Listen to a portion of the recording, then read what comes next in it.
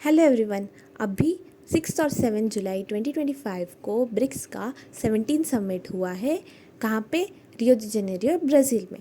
तो ये न्यूज़ में है, तो आज हम थोड़ा ब्रिक्स के बारे में देख लेते हैं और फिर 17 समिट के की हाइलाइट्स, थीम वगैरह के बारे में भी देखेंगे। ठीक है, तो पहले स्टार्ट करते हैं ब्रिक्स से। ब्रिक्स है क्या?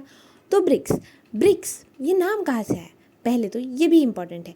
देखो, गोल्डमैन सैक्स इन्वेस्टमेंट बैंक के जो ब्रिटिश इकोनॉमिस्ट है जिम ओनिल नाम इम्पॉर्टेंट है।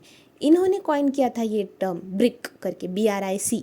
तो ये कब? 2001। देखो इतनी पुरानी बात है, 2001 में ये टर्म कॉइन किया गया था, रिप्रेजेंटिंग क्या? Emerging economies of Brazil, Russia, India और चाइना। तो इन्होंने कहा था कि अगले 50 साल में ये इकोनॉमीज काफ़ी ग्रो करेंगी, तो इसलिए उन्होंने बोला था world needs better economic Brazil, Russia, India and China, ऐसा। तो ये ब्रिक एक्रोनिम तब यूज़ किया गया था। ठीक है, तो ब्रिक ये जो ग्रुपिंग है, मतलब ये ग्रुप कब बना कि भाई इनका ग्रुप बनेगा एक ऐसा, फॉर्मलाइज कब हुआ? तो फॉर्मलाइज हुआ था during the first meeting of brick foreign ministers. Brick foreign minister यानी कि ब्राज़ील, रशिया, इंडिया और चाइना की फॉरेन मिनिस्टर्स की मीटिंग हुई थी on the margins of United nation general assembly in New York 2006। देखो 2006 में यूनाइटेड नेशन की जनरल असेंबली हुई थी। कहाँ पे? न्यूयॉर्क में। उसके लिए ये लोग आए थे, तो ये लोग ने एक मीटिंग कर ली। ब्राज़ील, रशिया और इंडिया और चाइना के फॉरेन मिनिस्टर्स ने एक मीटिंग कर ली और ये ग्रुप को फॉर्मलाइज कर दिया कि फॉर्मली एक ऐसा ग्रुप है, ग्रुप बना दिया। ठीक है, इसके बाद पहला समिट कब हुआ? फर्स्ट ब्रिक्स समिट हुआ 2009 में। इसके 3 साल बाद 2009 में येकेटेरिनबर्ग, रशिया, ये इंपॉर्टेंट है, याद रखना। फर्स्ट ब्रिक्स समिट येकेटेरिनबर्ग, रशिया में हुआ था इन द ईयर 2009। फाइन, अभी तक ये ब्रिक ही है ना? हम तो ब्रिक्स पढ़ते हैं। तो एस कहाँ से आया? एस आया साउथ अफ्रीका से। ठीक है, तो साउथ अफ्रीका ने कब ज्वाइन किया? बस 1 साल बाद, 2009। तो 2010 में साउथ अफ्रीका ने ज्वाइन किया और ये बन गया ब्रिक्स से ब्रिक्स। और साउथ अफ्रीका के देखो 2010 में साउथ अफ्रीका ने ज्वाइन किया, फिर थर्ड ब्रिक्स समिट हो गया। सेकेंड तक ब्रिक्स समिट था, third BRICS summit South Africa ने अटेंड किया। तो मतलब साउथ अफ्रीका का पहला समिट था ये। बाकी पहले समिट्स में साउथ अफ्रीका नहीं था, पहले 2 समिट्स में। थर्ड ब्रिक्स समिट से साउथ अफ्रीका भी आने लगा और फिर ये थर्ड ब्रिक्स समिट कहाँ हुआ था? सानिया नाम की जगह है। कहाँ पे? चाइना में। थर्ड का कब होगा? 2011 में। 2011 में थर्ड समिट हुआ था। फाइन, आज के दिन में ब्रिक्स में कितनी कंट्रीज़ है? ब्रिक्स में है 11 कंट्रीज़। ठीक है, 5 ओरिजिनल मेंबर्स। कौन कौन 5 अपने? ब्राज़ील, रशिया, इंडिया, चाइना और साउथ अफ्रीका। ठीक है, 6 न्यू मेंबर्स ऐड हुए हैं। 6 न्यू मेंबर्स कौन है? Egypt, Ethiopia, Iran, UAE। ये चारों ऑफिशियली ज्वाइन हो गए 1 जनवरी 2024 को। और सऊदी अरेबिया भी। सऊदी अरेबिया का एक लेकिन थोड़ा सा प्रॉब्लम है, क्योंकि इन्होंने मीटिंग्स वगैरह अटेंड की है पर ऑफिशियली अब तक फुल मेंबर नहीं बना है। ठीक है, ऑन द वर्ज है। तो ये याद रखना है इसके बारे में, सऊदी अरेबिया के बारे में। लेकिन इसने मीटिंग्स वगैरह मतलब अटेंड की है अब तक। ठीक है, एक्चुअली जोहान्सबर्ग डिक्लेरेशन जो हुआ था 15 जो समिट है ना, 15th वाला समिट साउथ अफ्रीका में हुआ था 2023 में। ठीक है, तब डिसाइड किया कि भाई ब्रिक्स में जो 5 लोग हैं ना, उन्होंने डिसाइड किया कि अभी इसको एक्सपांड करने का टाइम आ गया, अभी और लोगों को इन्वॉल्व करेंगे। ये कब हुआ डिसाइड? 15 समिट में। फिर 16 समिट आते जाते ये सब कंट्रीज़ को इन्वाइट कर दिया और इन्होंने ज्वाइन भी कर लिया। 1 जनवरी 2024 को Egypt, Ethiopia, Iran, UAE member बन गए। सऊदी अरेबिया ने देखो मीटिंग्स अटेंड की, सब अटेंड किया, बट अभी तक ऑफिशियली मेंबर नहीं बना है। ठीक है, उसके बाद इस साल 2025 में, जनवरी 2025 में इंडोनेशिया बन गया फुल टाइम मेंबर। तो ये न्यू मेंबर्स की ट्रिक कैसे है? देखो, ब्रिक्स की ट्रिक तो हमें पता है, ब्रिक्स है, इससे छोटा कुछ नहीं बनेगा। तो Brazil, Russia, India, China, South Africa, ये जो न्यू मेंबर्स है इनके लिए ट्रिक याद रखेंगे।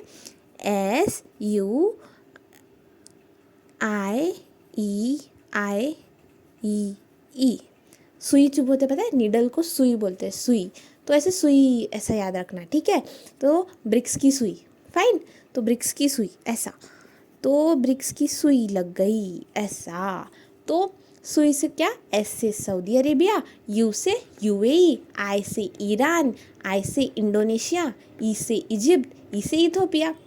कौन कौन? Brazil, Russia, India, China, South Africa तो है ही। फिर Saudi Arabia, UAE, Iran, Indonesia, Egypt, Ethiopia. बस डन। ओके, आगे देखते हैं। अभी ब्रिक्स में ना देखो पार्टनर कंट्री भी होती है, पहले होती थी क्या, नहीं होती थी।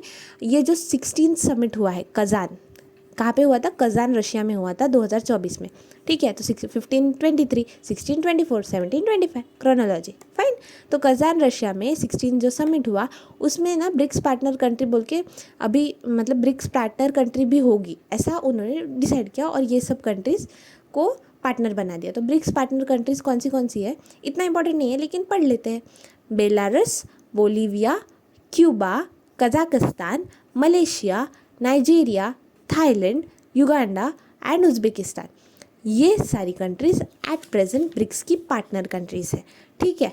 तो पार्टनर कंट्रीज़ क्या होती है, ये ना इनवाइटेड होती है, कौन सी, मतलब ये मेंबर नहीं है लेकिन ये इनवाइटेड है कहाँ पे, ब्रिक्स का जो चांसलर और लीडर समिट होता है वो वहाँ पे, और अदर मीटिंग्स में कब आ सकते हैं पार्टनर कंट्रीज, जब बाकी के जब मतलब जो मेंबर्स है उन सबकी सहमति हो तो ही पार्टनर्स को बुला सकते हैं, वरना नहीं बुलाते, यूजुअली सारी मीटिंग्स में नहीं आ सकते, ठीक है। ब्रिक्स का वर्किंग मैकेनिज्म देखते हैं अभी कैसे काम करता है, इतने देश है तो ये है, इनकी प्रेसिडेंसी भी रोटेशन में होती है, मतलब ऐसा कुछ है नहीं कि एक ही कंट्री प्रेसिडेंट है, ऐसा नहीं होता, हर बार अलग अलग कंट्री प्रेसिडेंसी मिलती है। जब पहले कैसे होता था, फिर पहले मतलब ब्राज़ील के पास प्रेसिडेंसी, फिर रशिया, फिर इंडिया, फिर चाइना, साउथ अफ्रीका, ऐसे रोटेशन में प्रेसिडेंसी चलती है। अभी न्यू कंट्रीज आ गई तो उनके पास भी जाएगी, ठीक है। तो नया ऐसा फॉर्मूला आएगा। डिसीजन मेकिंग कैसे होता है, कंसेंसस से, मतलब सबकी सम्मति से ही डिसीजन मेकिंग होता है, ठीक है। अभी ब्रिक्स में वर्किंग मैकेनिज्म कैसा है, दो टाइप का मैकेनिज्म है। देखो कंसल्टेशन होता है म्यूचुअल इंटरेस्ट के, सबके जो इश्यूज है म्यूचुअल इंटरेस्ट वाले उस पर कंसल्टेशन होता है। तो कंसल्टेशन कौन करता है, लीडर्स जो होते हैं कंट्रीज़ के और मिनिस्टर्स, ये कंसल्टेशन करते हैं। तो प्रैक्टिकली जो कॉपरेशन है, मतलब रियल, ये तो बोल चाल के हो गया, रियल ग्राउंड पे काम कौन करता है, प्रैक्टिकल कॉपरेशन सीनियर ऑफिशियल्स होते हैं, वो फील्ड से रिलेटेड, ठीक है। तो ऐसे वर्किंग मैकेनिज्म होता है, ठीक है। कॉपरेशन के 3 पिलर्स है, मतलब कौन से एरिया में काम करेंगे, पहला पॉलिटिकल और सिक्योरिटी कॉपरेशन, दूसरा इकोनॉमिक और फाइनेंशियल कॉपरेशन करेंगे, और कल्चरल और पीपल टू पीपल कॉपरेशन, ये 3 पिलर्स है जिस पे ब्रिक्स काम करता है, ठीक है। देन ब्रिक्स ये एक इम्पॉर्टेंट था, ब्रिक्स बिजनेस टू बिजनेस एक एंगेजमेंट होता है ऐसा, तो वो ना ब्रिक्स बिजनेस काउंसिल और ब्रिक्स वुमेन बिजनेस अलायंस इसके थ्रू काम करता है, ठीक है। अदर एक्सचेंजेस, दूसरे कौन से एक्सचेंजेस होते हैं, तो पार्लियामेंट्री एक्सचेंजेस भी होते हैं ब्रिक्स में, ब्रिक्स के सेमिनार और कॉन्फ्रेंसेस होते हैं, business people to people exchanges होते हैं, और ट्रैक टू मीटिंग्स होती है। ट्रैक टू मीटिंग्स अनऑफिशियल होती है, मतलब गवर्नमेंट के अलावा नॉन गवर्नमेंटल जो ऑर्गेनाइजेशंस वगैरह होती है इन कंट्रीज़ की, वो मिलके करते हैं, ठीक है। अभी देखते हैं ब्रिक्स के बारे में थोड़ा सा और, ठीक है, मेजर इनिशिएटिव्स वगैरह। तो एक ब्रिक्स आउटरीच होता है, देखो ब्रिक्स की समिट भी होती है और अलग अलग मीटिंग्स भी होते हैं। तो आउटरीच क्या होता है, तो ब्रिक्स आउटरीच ना साउथ अफ्रीका ने लॉन्च किया था, तो साउथ अफ्रीका ने लॉन्च किया था इन द ईयर 2013। तो ब्रिक्स आउटरीच एक मीटिंग होती है बिटवीन होम, ब्रिक्स के member countries and those from the geographic region of the country currently holding the rotating presidency who have been invited to such meeting. मतलब क्या, देखो अगर इस साल इंडिया के पास है, सॉरी इस साल नहीं है, सपोज करो, ठीक है, सपोज मत करो, ब्राज़ील के पास है ना, तो ब्राज़ील के पास प्रेसिडेंसी है, तो एक मीटिंग ब्रिक्स के मेंबर्स के साथ, और ऐसे लोग ब्राज़ील के जोग्राफिक एरिया में, ब्राज़ील के आजू बाजू की कंट्रीज़ में, अगर जो कंट्री प्रेसिडेंसी होल्ड करी है, मतलब ब्राज़ील हो गया आज के केस में, तो उनके जोग्राफिक रीजन में किसी को उन्होंने इन्वाइट किया है, ठीक है, ब्राज़ील ने किसी और देश को भी इन्वाइट किया है, तो ऐसे बोलेंगे ब्रिक्स आउटरीच, ऐसा, तो वो मीटिंग होगी, उनके साथ जो मीटिंग होगी उसको बोलेंगे ब्रिक्स आउटरीच, ठीक है। और एक चीज़ है, तो अभी साउथ अफ्रीका ने एक कर दिया, अभी चाइना की बारी। चाइना ने 2017 में एक लॉन्च किया था जिसको बोलते हैं ब्रिक्स प्लस। ये क्या होता है, एक मीटिंग होती है between home, BRICS member countries and invited countries that are not from the geographic region of the country currently holding the rotating presidency। अभी ब्राज़ील के पास रोटेटिंग प्रेसिडेंसी है, लेकिन ब्राज़ील के एरिया का नहीं, कोई और दूसरे एरिया का, ब्राज़ील के आसपास का नहीं, समझो एशिया का किसी को बुला दिया, ऐसा किसी और कंट्री को इनवाइट किया, out of the geographic region किसी कंट्री को इनवाइट किया और उसके साथ मीटिंग होती है तो प्लस बोलते हैं, और जोग्राफिक रीजन के अंदर होती है तो ब्रिक्स आउटरीच बोलते हैं, ठीक है। मेजर इनिशिएटिव्स क्या है, मेजर इनिशिएटिव्स है एक न्यू डेवलपमेंट बैंक करके, ये इस्टेब्लिश हुई थी जिसका हेडक्वार्टर है शंघाई में। तो शंघाई कहाँ पे आता है? शंघाई आता है इन चाइना। तो ये मेजर एक इनिशिएटिव है। दूसरा एक है कॉन्टिजेंट रिजर्व अरेंजमेंट, ये नाम याद रखना, ये पूछ लेता है कि किसका इनिशिएटिव है। Contingent reserve arrangement is an initiative of BRICS. ठीक है, ये क्यों किया था? To provide mutual financial support. Fine, अभी ये एनडीबी थोड़ा इंपॉर्टेंट है तो इसके बारे में थोड़ा और देखते हैं। ये इस्टेब्लिश हुआ था during 6th BRICS summit. 6th कहाँ पे हुआ था? फोर्ट लेज़ा 2014। तो 2014 का फोर्ट लेज़ा डिक्लेरेशन भी है। तो फोर्ट लेज़ा 2014 में 6 ब्रिक्स समिट्स हुआ था और ये इसने इस्टेब्लिश किया था न्यू डेवलपमेंट बैंक। ठीक है, तो ऑफिशियली अभी देखो मल्टीलैटरल डेवलपमेंट बैंक है, ये मल्टीलैटरल है। ठीक है, सारी कंट्रीज मिलके डेवलपमेंट बैंक इस्टेब्लिश क्यों? With the goal of mobilising resources to finance infrastructure. किसके लिए रिसोर्सेज देना? फाइनेंस इंफ्रास्ट्रक्चर को और सस्टेनेबल डेवलपमेंट प्रोजेक्ट्स को। हमने सस्टेनेबल डेवलपमेंट गोल्स के बारे में पढ़ा था, बराबर है? याद है 17 SDGs है जिनको अचीव करना है 2013 तक। ये कब डिसाइड हुआ था? 2015 से। उस पर हमने 1 पेजर किया था, आपने नहीं देखा है तो उसकी लिंक है डिस्क्रिप्शन में। तो SDGs उसके लिए जो प्रोजेक्ट्स हैं डेवलपिंग कंट्रीज़ में उनको सपोर्ट करने के लिए ये बैंक बनाया गया है। इसका हेडक्वार्टर कहाँ पे? शंघाई हमने देखा। और ऑफिसेस है 2 जगह पे। एक इंडिया में कहाँ पे पता है? गुजरात में। और ये साओ पोलो में है। तो ये साओ पोलो कहाँ है? ब्राज़ील का है। ठीक है ना, साओ पोलो। और एक फैक्ट कि साओ पोलो से ट्रॉपिक ऑफ कैप्रिकॉर्न गुजरता है। ठीक है, मकर रेखा पे बैठा है कौन? Sao Paulo. तो वहाँ पे ब्रिक्स अपना एनडीबी का ऑफिस भी है और गुजरात इंडिया में है। फिर ये बैंक में भी रोटेटिंग प्रेसिडेंसी चलती है। फिर हाँ, ये इंपॉर्टेंट पॉइंट है, ये याद रखना। हाँ, addition to the BRICS does not guarantee membership in the New Development Bank. मतलब अगर मैं ब्रिक्स की मेंबर हूँ तो इससे मेरे को न्यू डेवलपमेंट बैंक की मेंबरशिप मिल जाएगी, इसकी गारंटी नहीं है। ठीक है, मतलब न्यू डेवलपमेंट बैंक की मेंबरशिप अलग होती है। इट इज़ नॉट कि अभी देखो इजिप्ट बन गया, सॉरी कौन बन गया? इंडोनेशिया। हाँ, इंडोनेशिया बन गया मेंबर 2025 में ब्रिक्स का। तो डजेंट इम्प्लाई कि वो डायरेक्टली मेंबर बन जाएगा न्यू डेवलपमेंट बैंक का, ऐसा नहीं होता। तो फिर मेंबर्स है कौन? मेंबर्स तो फाउंडिंग मेंबर्स है कौन कौन? अपने original BRICS, Brazil, Russia, India, China, South Africa. नए मेंबर कौन ऐड हुए हैं? एक है बांग्लादेश। ठीक है, हमारा नेबर बांग्लादेश।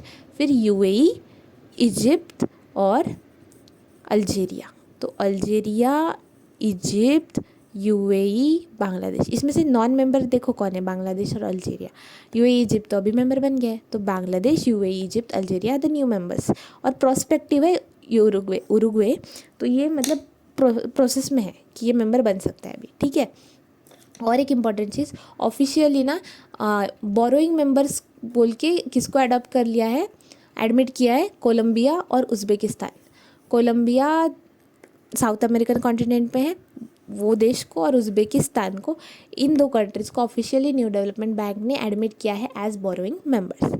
ठीक है, और मेंबरशिप ओपन है किनको? यूनाइटेड नेशन के जो मेंबर्स हैं ना उन सब को मेंबरशिप ओपन है। किसकी? न्यू डेवलपमेंट बैंक की। ठीक है, अभी ब्रिक्स का समिट इंडिया में कब कब हुआ था ये हमें पता होना चाहिए ना। 4th ब्रिक्स समिट हुआ था, फोर्थ जो हुआ था 2012 में, 4th हुआ था इन 2012 न्यू दिल्ली, 8th हुआ था 2016 आफ्टर 4 years, और उसके बाद चौथा है ना 4th +4 8th 2012, फिर +4 2016। ये कहाँ हुआ था? गोवा में हुआ था। फिर इसके बाद डायरेक्ट 13th हुआ था हमारे इधर, इसमें 4th का टेबल नहीं है। ठीक है, तो 13th ब्रिक्स समिट हुआ था 2021 न्यू दिल्ली में। तो ये इंडिया में अब तक 3 बार हुआ है।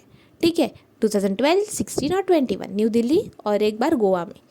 देन 16 अभी जो लेटेस्ट हुआ था, लेटेस्ट मतलब थोड़ा पुराना लेटेस्ट, 16 ब्रिक्स समिट वो हुआ था 2024 में कजान, रशिया में। ठीक है, एक मेजर चीज़ है उफ़ा डिक्लेरेशन एक हुआ था 2015 में, ये भी थोड़ा याद रख लेना। ये भी ब्रिक्स का ही उफ़ा डिक्लेरेशन 2015 का। Fortaleza 2014, Ufa 2015। अब भी बात करते हैं 17 ब्रिक्स समिट की इस बार का। तो 17 ब्रिक्स समिट जुलाई 2025 6-7 को हुआ है। कहाँ पे? रियो दी जेनेरो, ब्राज़ील। रियो दी जेनेरो में हुआ अब भी 17 ब्रिक्स समिट, जिसका थीम था strengthening global south cooperation for a more inclusive and sustainable governance. ज़्यादा इंक्लूसिव और सस्टेनेबल गवर्नेंस को, सस्टेनेबल हो गवर्नेंस और ग्लोबल साउथ में कॉपरेशन बढ़े और सब मिलजुल के रहे, इसके लिए ये थीम था। ठीक है, वैसे ग्लोबल साउथ में कौन सी कंट्रीज़ आती है आपको पता है?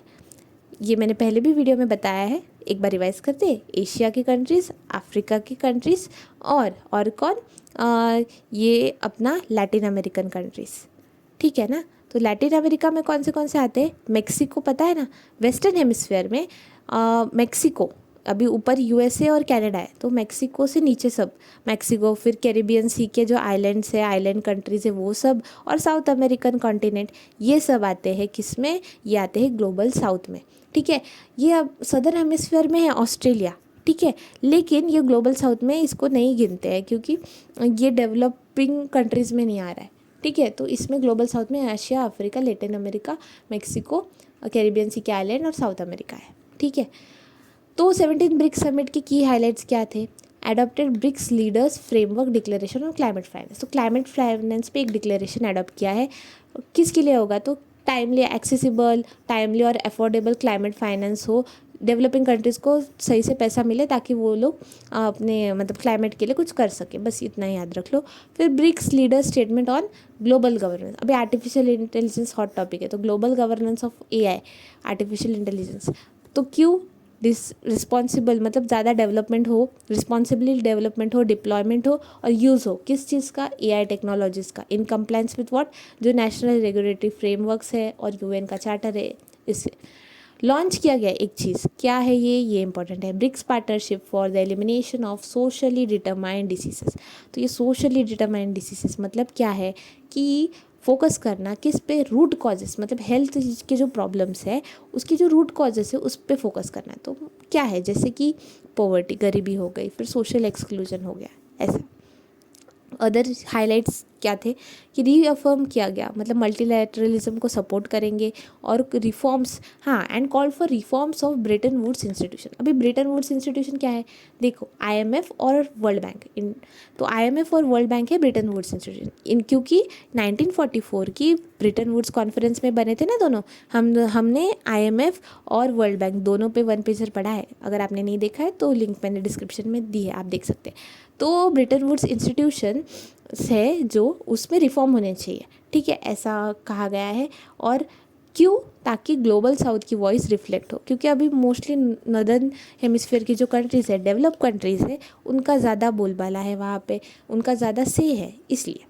फिर रीइटरेट किया गया support for reform of UN system including increase role of India and Brazil in UNSC, United Nation Security Council. इसमें भी परमानेंट 5 जो मेंबर्स हैं उनका ही ज़्यादा वीटो पावर है उनके पास, और वो परमानेंट 5 लोगों को एक्सपांड नहीं कर रहे। और हमने पढ़ा था ये यूएनएससी के बारे में भी हमने पढ़ा था, उसका भी वन पेजर है, डिस्क्रिप्शन में लिंक है। तो उसमें देखो, उसमें क्या प्रॉब्लम था? 5 लोगों के पास ज़्यादा पावर है, बराबर।